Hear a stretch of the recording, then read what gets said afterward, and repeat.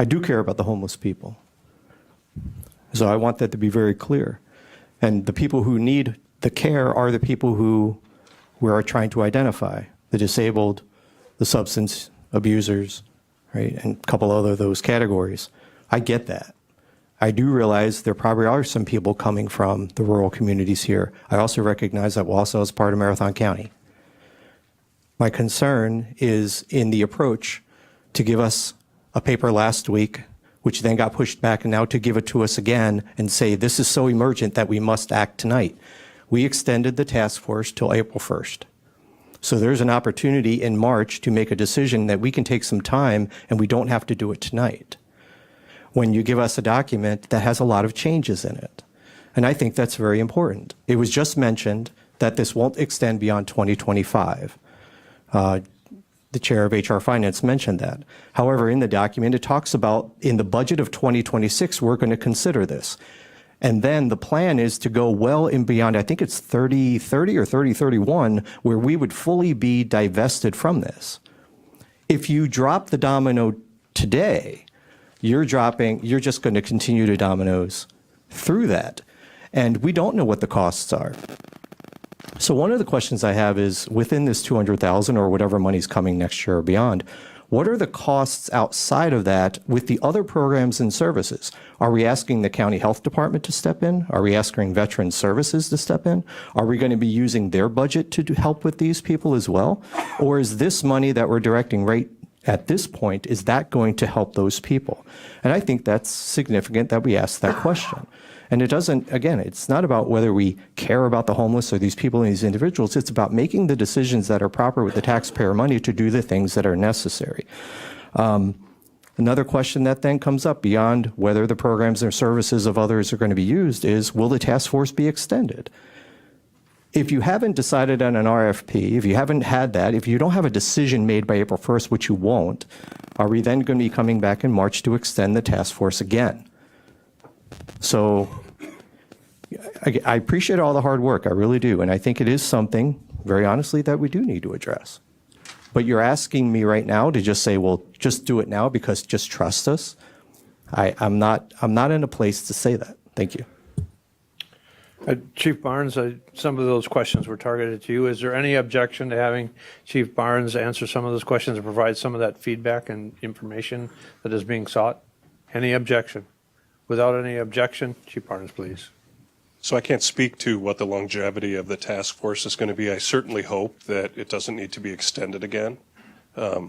I see the work that needs to happen. One of them is exigent, and the question I'll address first is, why do we need a decision right now, and why can't we put it off a month?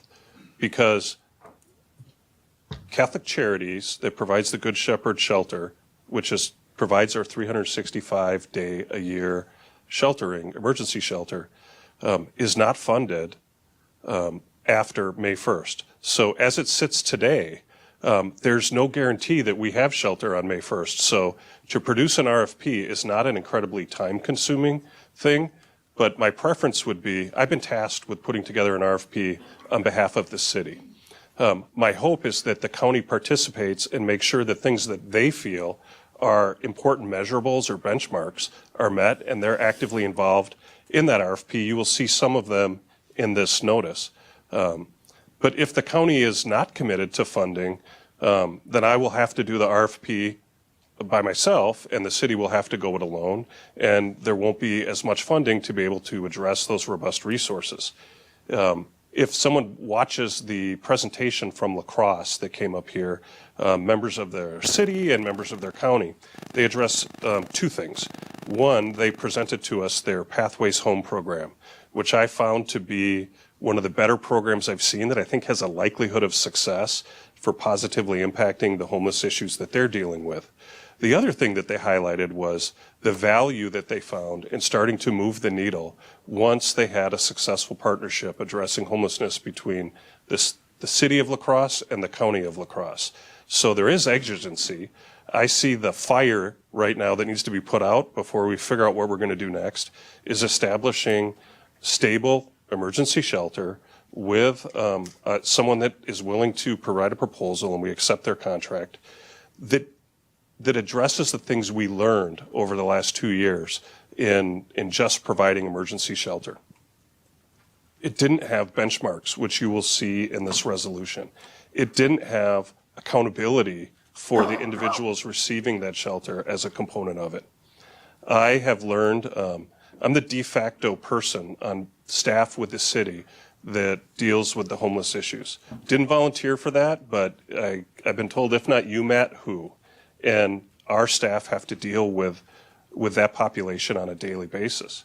And one of my takeaways, which I think you'll see in this resolution, is that I don't support resources for the homeless community that enable them to stay in homelessness. I'm very supportive and think everything that's funded in the resources should empower them to leave homelessness.